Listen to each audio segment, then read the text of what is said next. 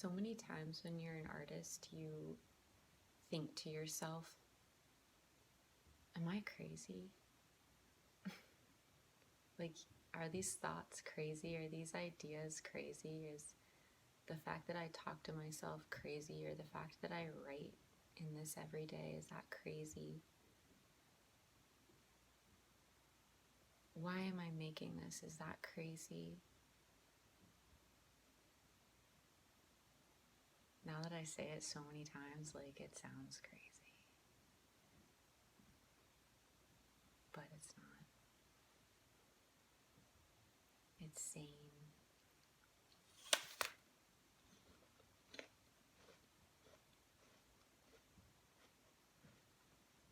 It's because of how society thinks of artists, and really just thinks about anybody that's different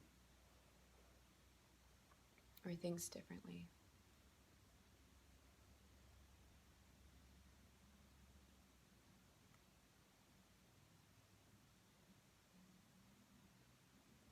Sometimes I think I'm afraid to put things out there because I'm afraid people will try to diagnose me. And I don't want to be diagnosed. I think if a community wanted to claim me, I would be, obviously depending on the community, but I would be open to that. But I also just want to be me. And I'm a spirit having a human experience, not a human having a spiritual experience kind of thing. So it's like I am always evolving, and I'm always trying to find the root of who I am. I'm seeking. That's really what I'm trying to say, is I'm seeking. And so therefore I'm always changing, and I'm always adapting, and I'm always adding on more knowledge and wisdom and experience.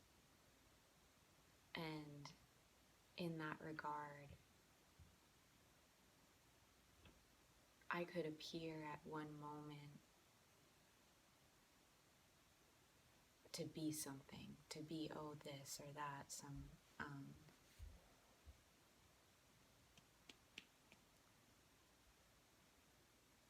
diagnosis. I just want to be me right now. We don't really nurture outside the box thinkers. It's really easy for us to get kind of swept away, and we take our time to take in all the information and then try to transmute it into art. And for that, a lot of people don't get it, and a lot of people just, their head's just not in that spot. And so when you have some of these thoughts, and thoughts for projects, and thoughts for things you want to make, or compulsions to share your inner timelines and storylines, in some kind of publicly ingested form, and then you think to yourself, why am I even doing this? This is so far away from what most people do. Maybe you don't have any examples of people in your immediate circle who would do something as fucking artsy as you. So it can be easy to go down this hole of just I'm so crazy. My creative thinking is actually some kind of disorder.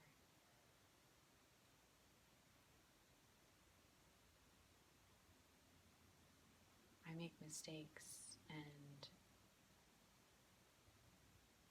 I don't always catch my patterns before they bite me in the ass.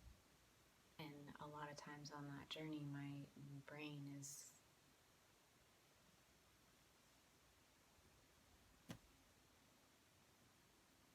moving quicker than my grounded inner self, the essence of who I am, which is a slow person. I don't even know if this video is going to make sense, but is anyone even on the other side caring? Except for me, my future self cares. She'd be like, Emma, get a grip. Like, chill out. What are you doing?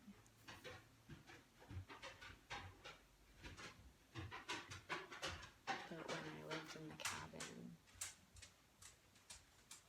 it would have been cool to do this. I have like no footage really of my life there, like it's so limited.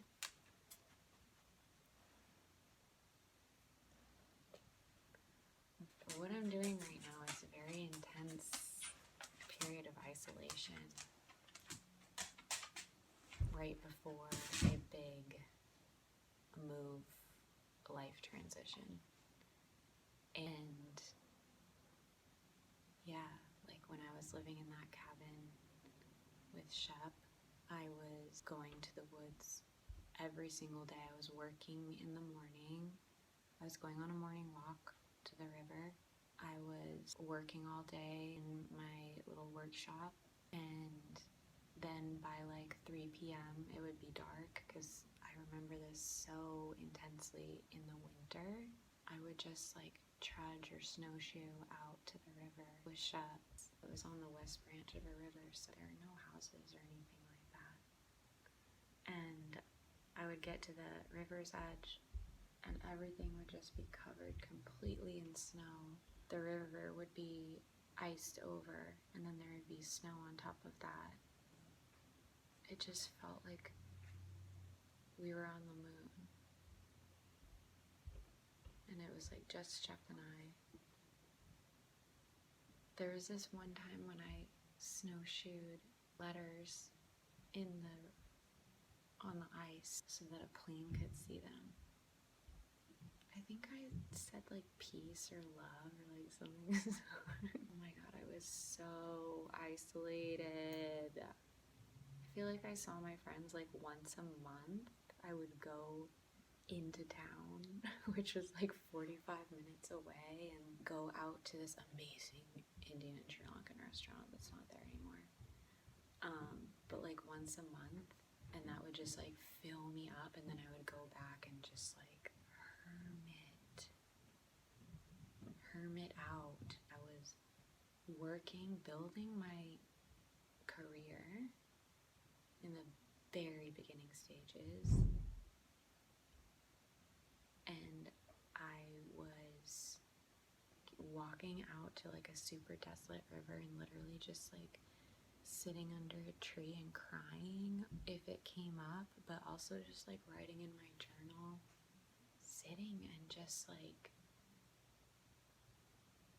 figuring out, how did I get here and what is next for me? What is my destiny? Because at that point I could not imagine anything like this. I didn't have examples of this, really. I was just heavy, deep into like a whole other path and timeline that was leading to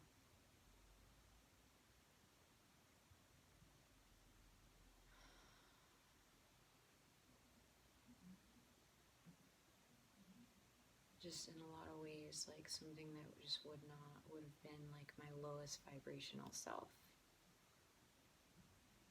to remain in the situation that I was in. And it felt like that was pretty much the only option, to stay there or to live close to it still. It was weird. The decision to leave came in increments. It came in small thoughts. When I was deep in it, I remember thinking, oh, I could get a van, and the van would allow me to travel to different markets, and I could live in it if I needed to.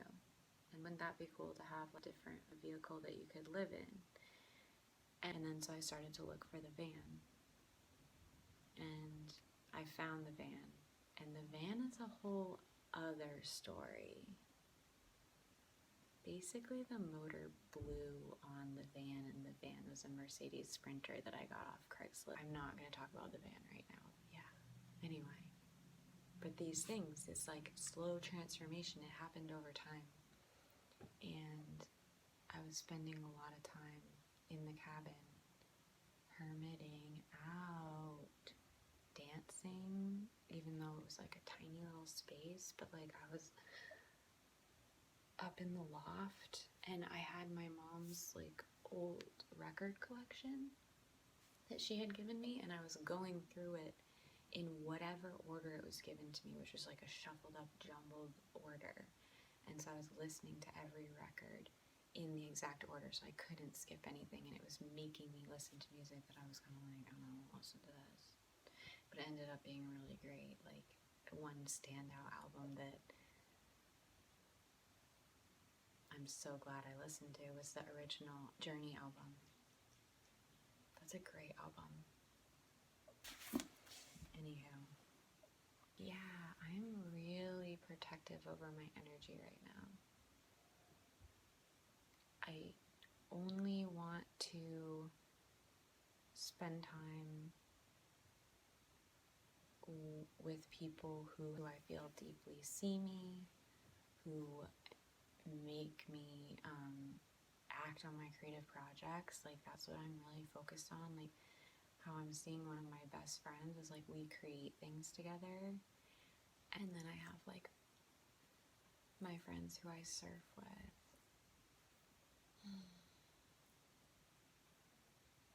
And it's basically, it's like, if you're not on that level, then I can't do it right now.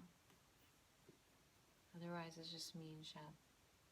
And I'm walking at night, and I'm like, I'm talking to my phone, and I'm eating apples and nothing else. I'm feeling so bad right now with food.